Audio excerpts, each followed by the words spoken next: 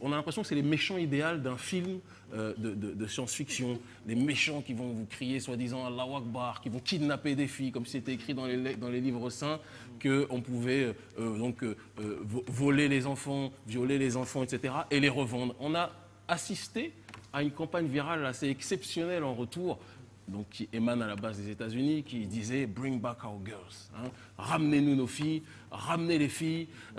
Un véritable homme ne kidnappe pas des enfants, ce qui est la vérité. Et toute personne éprise de morale ne peut être que touchée par cet élan de solidarité internationale contre ces méchants enturbanés sortis non pas de Walt Disney, mais de Mamadou au pays, non pas des merveilles, mais des horreurs. Mais la nuance après ce conte de fées et de taille, lorsqu'on creuse véritablement sous l'aspect géopolitique des choses et qu'on regarde l'envers du décor de cette campagne politique et médiatique rondement menée.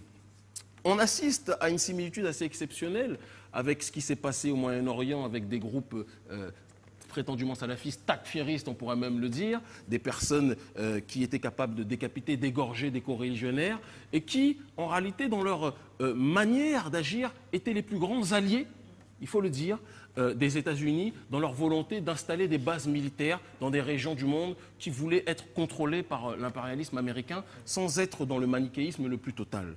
Et on voit en Afrique que derrière ces sympathiques, et c'est ironique de le dire, membres de Boko Haram, il y a quelque chose dont on parle très peu, l'Africom. Je ne sais pas si vous avez déjà entendu parler de l'Africom. Qui en a entendu parler autour de cette table? Non, personne. Alors, l'Africom, c'est un commandement militaire US spécialement dédié à l'Afrique, qui se déploie de manière spectaculaire, progressive mais spectaculaire sur le continent africain, comme par hasard dans des endroits où les richesses minières, où le pétrole est très présent. C'est un hasard, hein. On ne va pas dire que c'est simplement pour le pétrole que ces forces américaines sont là. Et ce groupe Africom a été fondé par l'IASPS, donc c'est l'Institut d'avancée stratégique des études politiques, un groupe, un think tank israélo-états-unien, tiens, convergence d'intérêts, mais on dira que c'est un hasard. Derrière le hasard se cachent peut-être parfois les casards, mais bon bref, qui a pour objectif donc d'établir une politique de déploiement réel sur le continent africain dans toutes les zones où le pétrole, les richesses naturelles sont présentes. Et pour ce faire, ils sont dans une logique aujourd'hui d'exacerber les tensions. C'est quelque chose qu'on analyse et qu'on voit entre groupes ethniques différents, entre groupes religieux différents. Alors une stratégie aujourd'hui qui peut rejoindre la théorie de Zbigniew Brzezinski, l'américain, théoricien américain, qui, dans sa logique d'arc de crise, avait tracé tout un grand croissant, partant du Moyen-Orient, qui s'est par la suite étendu au continent africain, de zones qu'il fallait balkaniser, fragiliser, pour installer des bases militaires américaines. Là, on est très loin du romantisme présenté par Obama, ou Michelle Obama, qui venait avec sa pancarte et qui disait « Ramenez-nous nos enfants ». Derrière ces intérêts, derrière cette émotion suscitée de manière mondiale, il y a des intérêts militaro-industriels plus que jamais présent. Il y a aussi une volonté qui va dans le sens quelque part du plan Oded Yinon, plan israélien, comment dirais-je, d'exacerber, comme on disait tout à l'heure, les tensions, mais surtout de diaboliser aussi une partie de la population, qu'elle soit religieuse, en l'occurrence sur ce point, l'islam. Vous remarquerez que grâce à ces comédiens de Boko Haram qui se présentent comme des gardiens de la religion musulmane, et là je parle non pas en tant que chrétien musulman ou autre, mais simplement en tant qu'analyste africain, le taux d'islamophobie a grossi de manière spectaculaire dans le monde grâce à ces gens qui se présentent comme des alliés, soi-disant, de la religion.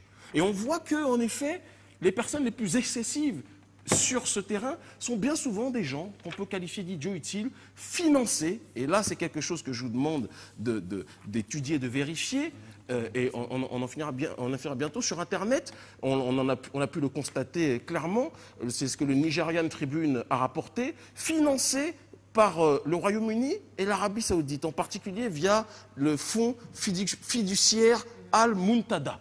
D'accord? C'est quelque chose qui a été dévoilé en 2012. Donc on a des personnes qui sont soi-disant combattues par des justiciers occidentaux et qui, de l'autre côté, sont financés aussi bien par les arabo-mondialistes, les pétromonarchies du Golfe comme l'Arabie saoudite d'un côté, et par les puissances occidentales qui se présentent officiellement comme les ennemis du terrorisme, mais qui en sous-bassement sont dans une démarche de les financer.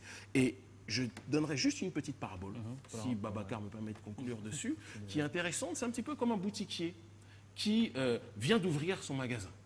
D'accord ? Bien souvent, lorsqu'on voit la mafia qui veut être financée par justement ces boutiquiers qui s'installent sur un terrain qu'ils estiment être juteux, on voit bien souvent des casseurs pour fracasser la boutique et après la mafia dit si vous voulez, on vous donne de la protection, on vous assure votre protection en échange d'une rémunération. Ben, c'est exactement ce qui se passe à l'échelle géostratégique.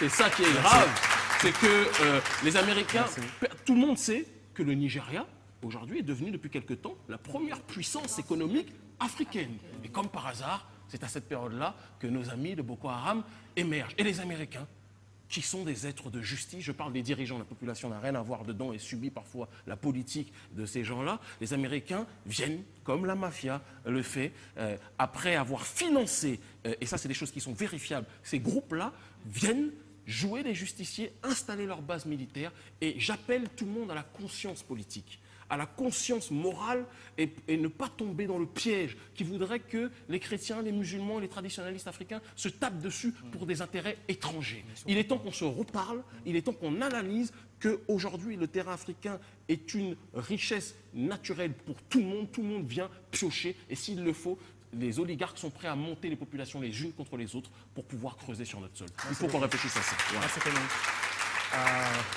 Est-ce que vous avez des réactions peut-être sur ça ? Très belle analyse. Oui, trop belle même. Je pense que ça...